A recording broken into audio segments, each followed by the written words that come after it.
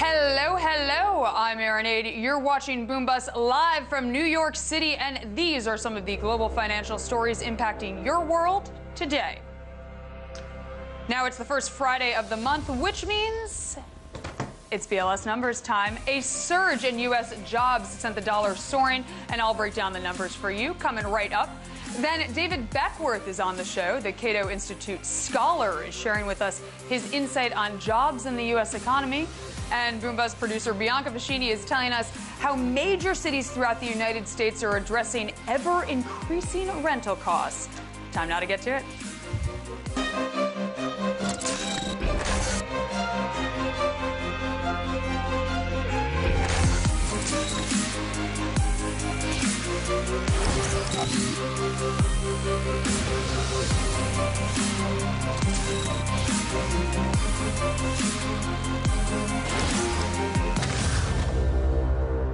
U.S. jobs numbers came out Friday. Employers added 295,000 jobs in February, and the unemployment rate dropped to 5.5%. Now, the declining unemployment rate from 5.7% in January to 5.5% in February took unemployment to its lowest level since May 2008. This significantly beat Wall Street's expectations. Economists were anticipating the payrolls to rise by only 240,000 jobs. Now, February marked the 12th straight month that employment gains have been above 200,000, which is the longest run since 1994. In fact, employment numbers are now in territory that some Fed officials consider consistent with full employment. And finally, we saw an inkling of wage growth. Average hourly earnings rose by 3 cents last month, leaving the year-on-year gains at 2%. Hiring was led by restaurants, bars, professional business services, buildings, and healthcare. However, falling oil prices took their toll on the drilling sector as mining jobs dropped by 9,000.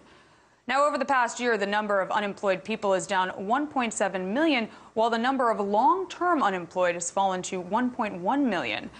And with 12 million jobs added over 60 straight months, the U.S. has seen the longest streak of private sector job gains on record. Last year was the best year for job growth since 1999. The dollar rallied to a fresh 11.5-year high against a basket of currencies as traders brought forward bets on when the Fed would raise interest rates. U.S. stocks and government bond prices, however, fell. Now, while economists acknowledge the sluggish wage growth, they say tightening conditions in the labor market could force the Fed to raise rates as soon as June.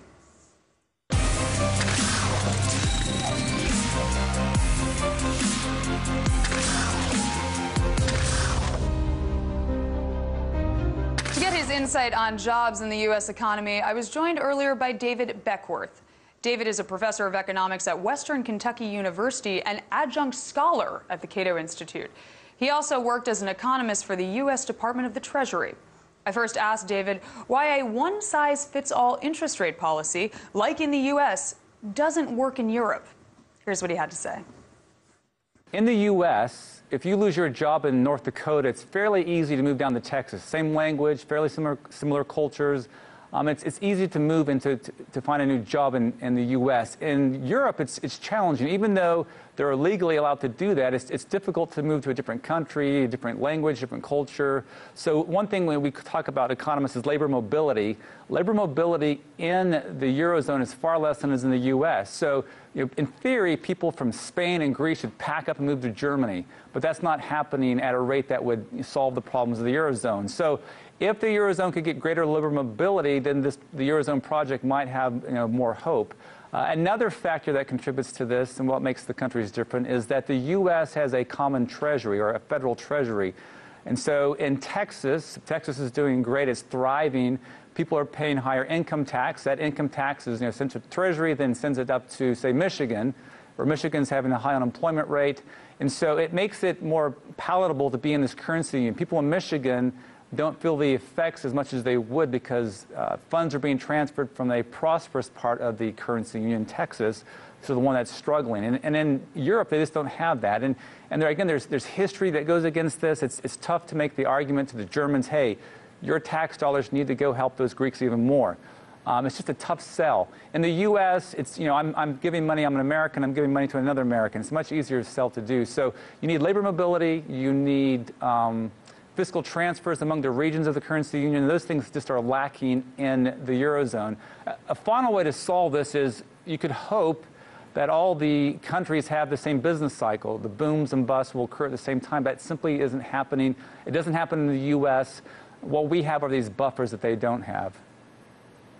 Right now, the U.S. would seem to be doing pretty well if one only looked at how many jobs we're adding to the economy each and every month. So do you think the path of job creation will get the Fed to raise rates this year? What do you think?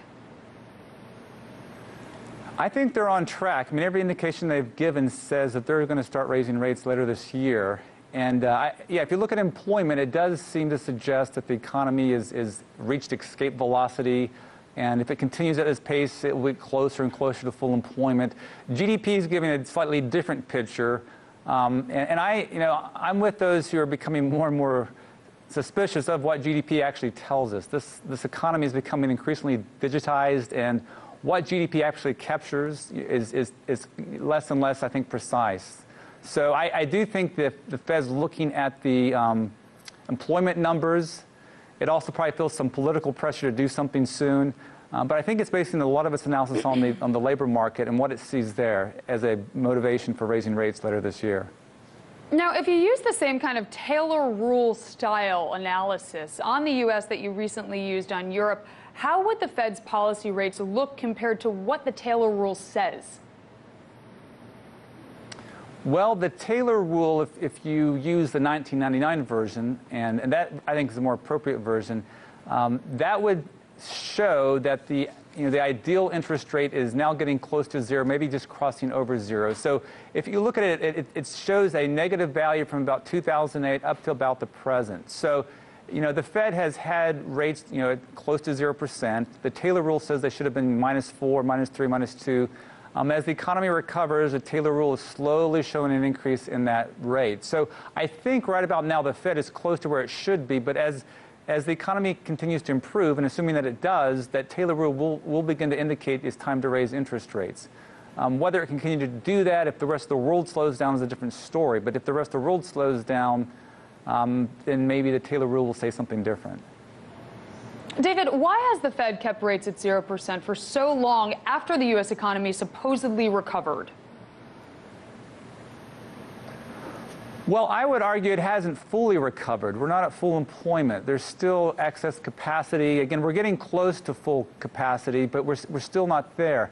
And interest rates naturally tend to follow where the economy goes. So when the economy gets really weak, interest rates tend to go down. When the economy grows robustly, rates tend to go up. And interest rates can be viewed simply as a price that clears a market, in this case, the entire economy here. And on some occasions, when the economy has a really sharp recession, the Great Depression, the Great Recession, interest rates have to go so low that they actually have to go negative to clear the market, so to speak. And my sense is they did go negative, as the Taylor rule indicates they should have gone negative. But the Fed simply couldn't do that. So instead of saying the Fed has kept rates low, the Fed has simply tried to adjust its target interest rate to where the market clearing rate would be anyways. And now, as it continues to go up, as the economy improves, the Fed's beginning to respond. So maybe another way of saying this is the Fed is more of a follower to the market clearing interest rate. And I think the Fed had the Fed tightened sooner, we would have been in a far different situation in 2015. May not have had all this job creation. Now, if you had to choose, David, you had to choose a central bank that helped the economy more, would you choose the ECB or the Fed, and why? Oh, certainly the Fed. As you know, I've been a critic of the Fed over the past 6 years, but it's definitely done a better job. If you compare the performance of total spending in current terms, the U.S. has been relatively stable since about 2009, late 2009, where the European Union, the Eurozone, has been, it started to grow, then it's beginning to flatten. And in the case of the periphery, it's actually fallen. So the Fed has taken a much more aggressive stance relative to the ECB. Are there ways it could have done it better? Absolutely. It could have been more systematic, predictable, could have had its programs, its QE programs tied to some kind of target. So there's room for improvement in both central banks, but the Fed has definitely done a better job. And I think we're seeing the fruits of that, and that is the better job creation. That was David Beckworth, assistant professor of economics at Western Kentucky University and adjunct scholar at the Cato Institute. Time now for a very quick break, but stick around because when we return, Boom Bust producer Bianca Fascini will be on the show telling us all about the petite way that cities around the U.S. are handling rising rental costs. You'll see what I'm talking about after the break. Then Bianca, Edward, and myself are breaking down your questions, comments, and concerns live on the show in our weekly accrued interest segment. And remember, you can see all segments featured in today's show on YouTube at youtube.com/boombustrt and also on Hulu at hulu.com/boom-bust. Now, as we head to break, here are a look at your closing numbers of the bell. Don't go anywhere.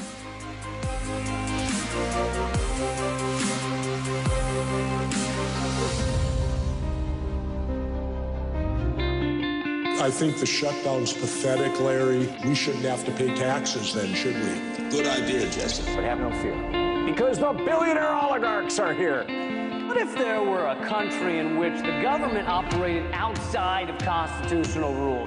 40% of the food that we produce in the country never makes it into our mouths. How much fallout do you think this is going to create for the CIA? Do you think this is what's triggering the crisis? America's the largest economy in the world. It's also the largest debtor nation in the history of the world. I need to know what to be terrified of. There is nothing scarier than not knowing what to freak out about. And then if they were working toward the American dream, the next they were just trying to survive the night. It's time for Americans and lawmakers in Washington to wake up and start talking about the real causes of poverty in America.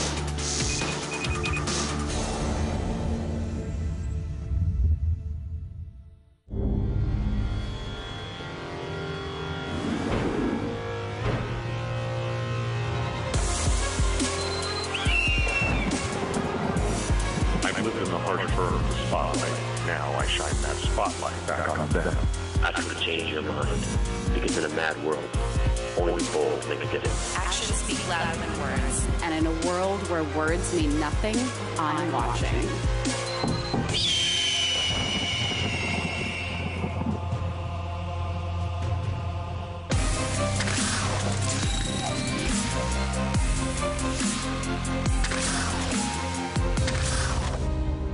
Welcome back to the show. Now, as rental costs in the U.S. continue to rise, Americans are searching for a way to live more affordably and sustainably. Boom Bust producer Bianca Fascini took a look at the trend of micro-housing and how it could change the real estate market. Take a look.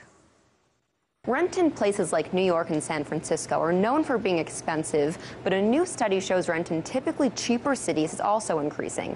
At the same time, the demand for urban rentals is outpacing the supply. And according to Zillow, 15 of the largest 50 metro areas experienced annual growth in rents of 5% or higher.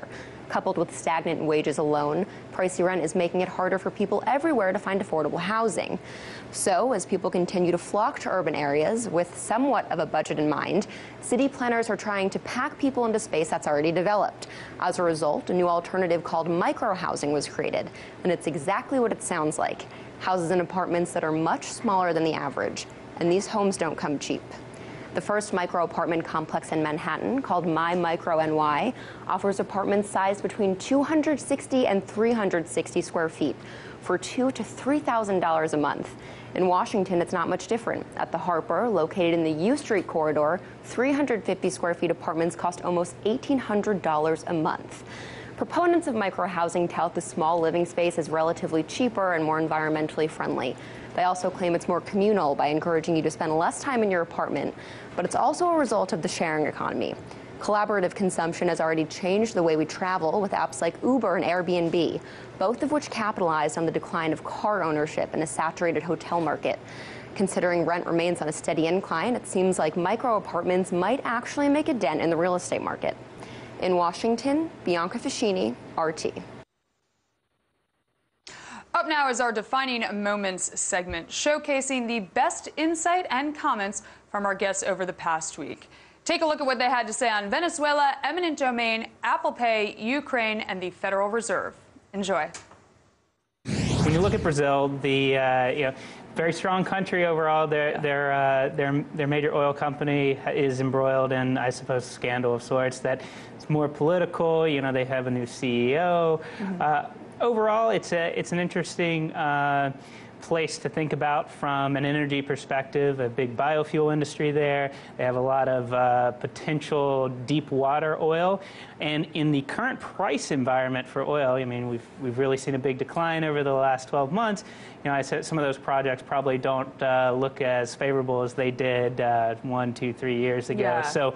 It's all, when you think about Petrobras, if you think about a higher oil price in the future, maybe it's something to look at, or look at Brazil in general. But if we're kind of in a lower price environment, some of their oil might not be as accessible. The basic idea of eminent domain is that if a city needs to build a road, and there's one person with their old house right in the middle of where you build that road, well, you can't let that one house dominate the needs of a city of 1 million people to build a road. So that's the idea of eminent domain.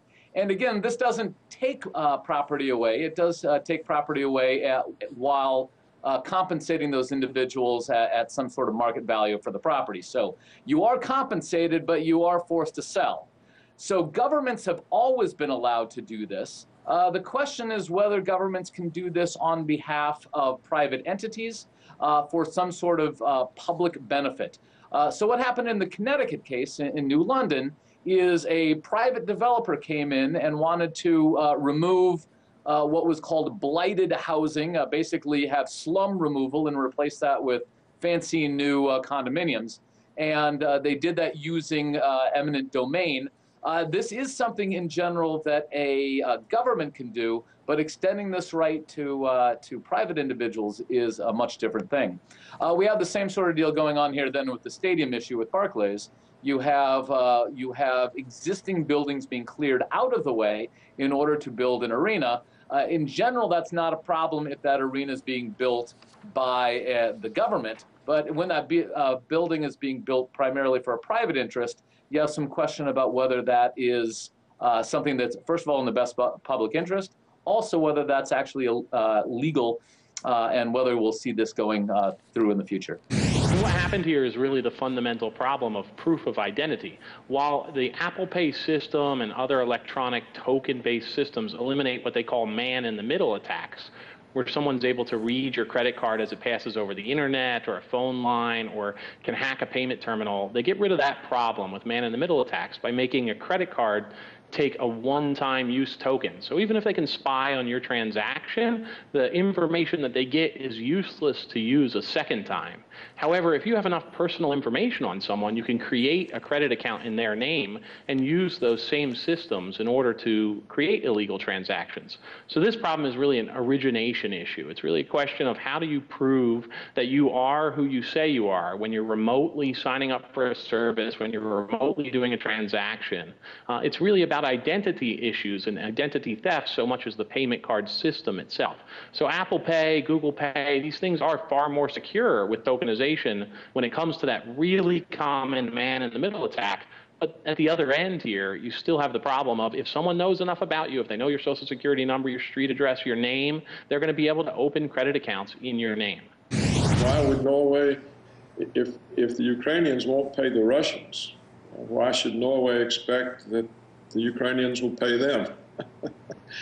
So, you know, the trouble with the Ukraine is that it's been taken over by Washington. The government is Washington. They don't have an independent government. They're a vassal state. And Washington is using the Ukrainians in efforts to embarrass Russia. It calls Russia problems as excuse for sanctions against Russia.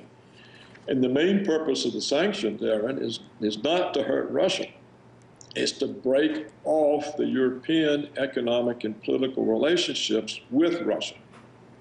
Because Washington was afraid that the growing commerce between Europe and Russia, the growing good political relations, was pulling Western and Eastern Europe out of Washington's orbit. And so they said, okay, we're going to put a halt to that. And that's what the Ukraine is. That's what it's about. It's entirely to embarrass Russia, to use it for demonization, and to break up the relationships between Russia and Europe. If we were to step back from any particular number about the economy right now in terms of GDP, or I think the consumer sentiment number just came in for February, and it's at a it's at a low. Ignore it for a second. Okay. Let's just talk about economic growth in general. If one reads Ed Phelps correctly, mass flourishing comes from increasing in innovation. We want to focus on innovation. Now, it may be, as Tyler Cowen argues, that big innovation is over. We're still going to have minor innovations like smartphones, and they're going to influence the economy. The idea that minor innovations can't move us forward is definitely silly. So there's still going to be some kind of innovation. How do we get more innovation in our economy? It's allowing entrepreneurs, who are at the heartbeat of any sort of expansion of innovation, to use capital in ways that haven't been used before, to have good perception of profitable opportunities in the future. And you can't do that if capital is being manipulated. You can't do that if there is a misalignment of capital in general and you don't have good expectations. And what causes that? The Fed's artificially low interest rates are one of them. Dodd-Frank's particular regulatory regimes being implemented is part of that. The Recovery Act was part of that. There are these huge things that have, from my perspective, created a misalignment of capital, have not allowed for capital to be properly aligned after a recession, and distort signals for the future that make it difficult for entrepreneurs to do big things that can create big kinds of steps towards any substantive innovation to drive our economy forward. So I think it's right to say, let's talk about the economy, let's talk about the Fed and how they're influencing that process.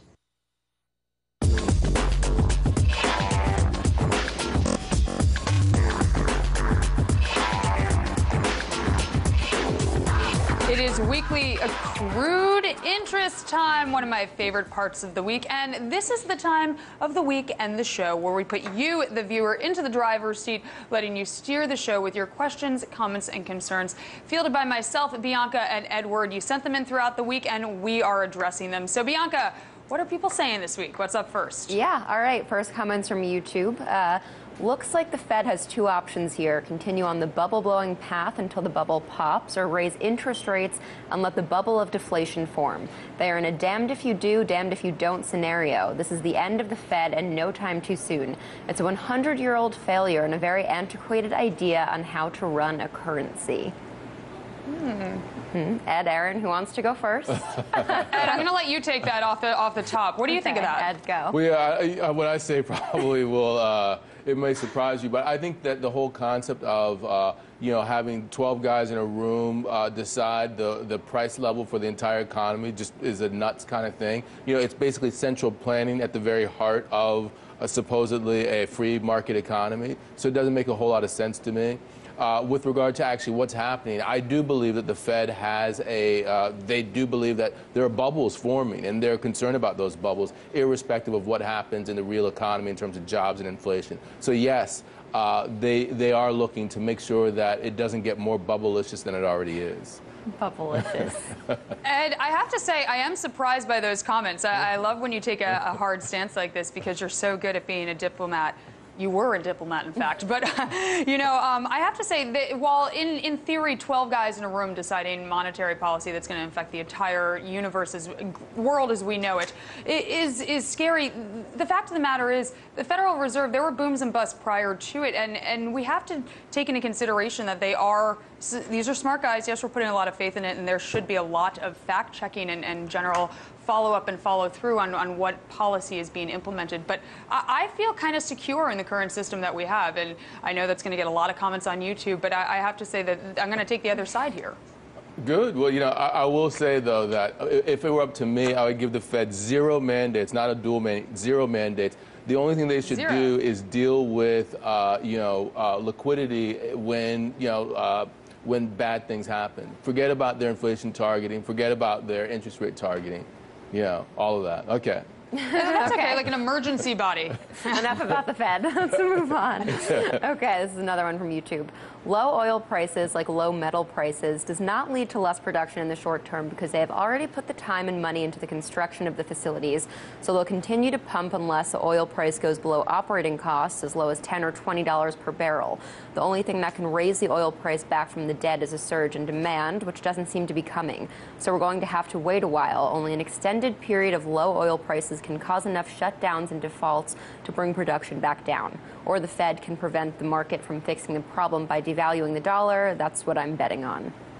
It's a lot of stuff, yeah. huh? That's a lot of stuff. He covered, whoever that was, really covered a ton of ground in that one. I'm going to say that I think that this viewer is right on a lot of levels, absolutely spot on in most of the assessments. But I mean, in the short term, yes, it's going to, all of these, rigs and drilling facilities that we see in the U.S., I shouldn't say all, but many of them are so levered that the problem is in the short term, yes, some of them aren't going to be able to hold on. And in the long term, a lot of them certainly aren't going to be able to hold on, especially when it gets to $10 or $20 if it gets there. So that's something to watch out. But they talk about Fed manipulation and keeping currency lower, so it won't be a problem long term. We'll see. We'll see. And no, we won't forget, because I want to follow up. And if that does happen, we will give kudos to this particular viewer. Excellent. I have no comments. I want to hear what you have to say. No comment. Yeah. I also don't have a comment on this particular statement, so I'd like to move on to the next one. What happens in 20 years in the future when all of Ukraine's national assets and farmland have been sold to private investors? Ukraine still has an unmanageable big debt, and Ukraine has nothing left to sell. My future scenario answer is the only option is for Ukraine to default, and I believe that is what Greece and Ukraine should do at the present time. Why are loan defaults so bad? I agree that loan defaults aren't so bad. What I would say is that we should be focusing on the fact that creditors have to do due diligence. The whole concept that, you just have to loan the money and then after that it's all on the debtor to pay back the loan, to me is rubbish. In fact, you should have done your due diligence. If you gave money to someone who can't pay the loan back, shame on you. If they default, it's your fault.